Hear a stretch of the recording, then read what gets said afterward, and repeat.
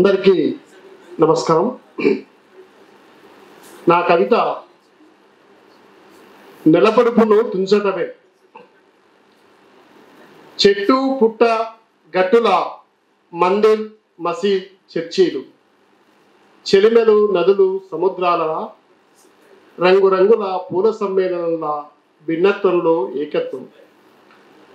ఆలయాలు మత ప్రబోధకులు ఎందరున్నా అన్నం పెట్టేది రైతన్నలే. గాయమైతే అమ్మనే తలిచేది, ఓదార్చేది అమ్మనే, బతుకుదారి చూపేది నాన్ననే. లేని జన్మల కోసం పాకులాడి స్వర్గం కోసమని చెడ్డదారులకు సున్నమేయకు. సహృదయంతో హరిత గీతమై ప్రతిధ్వనించు. చేతులుంటే అశోకుడులా చెట్టు నాటు. నిందితుడు నవ్వడం కాదు, ఊరేగడం కాదు, సామాన్యుడు నక్షత్రమై నవ్వాలి. దేవుడు ఊరేగడం కాదు, మానవుడు మహాత్ముడై నడవాలి. దారి తప్పిన ఆలోచనలకు చరమగీతమై సామాజిక ధర్మధ్వజం ఎగిరి. ద్వేషంతో అవమానించకు. భారత ప్రజల చెమట తడుల సమ్మేళనమే భారత రాజ్యాంగం. అమ్మా నాన్నలు కలిసి రాసిన రాజ్యపత్రం. నిచ్చెనకెన్ని మెట్లు అన్ని అవమానాలు, భూమికెన్ని గాయాలు అన్ని అణిచివేతలు, పీడితులకన్ని దుఃఖాలు.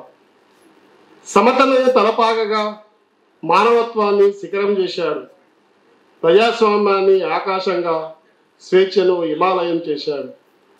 ఓటు సకల జనుల హక్కుగా, సామాజిక న్యాయపు బావుటాగా, అస్తిత్వపు చైతన్యపు జెండాను ఎగిరేసినందుకేనా రాజ్యాంగంపై బుద్ధి లేని కూతలు.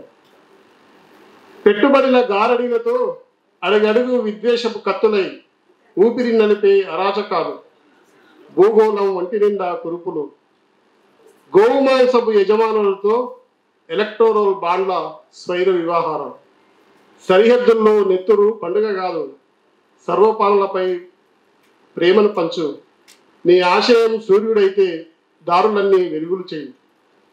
పవిత్ర భూమి, పుణ్యనదులు, అద్భుత స్వయంభూ ఆలయాలు, ఋషితులు, త్యాగదనులు నడయాడిన నేలన ఈ రక్తాభిషేకాలేమిటి?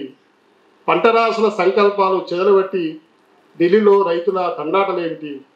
భక్తి ప్రబోధాలన్నీ బండల పాల. మణిపూర్ను మంటబెట్టడము, చందమామను కాల్చిక తినటమే. సెక్యులరిజాన్ని చెరిపేయటము, నెలపొడుపును తుంచటమే. లౌకికవాదమే ఈ దేశ తిలకము. లౌకికవాదమే ఈ దేశ తిలకము.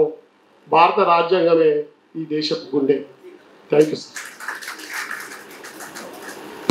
Thank you Vanapatla. ఇప్పుడు ఉదయ్ కిరణ్ తన కవిత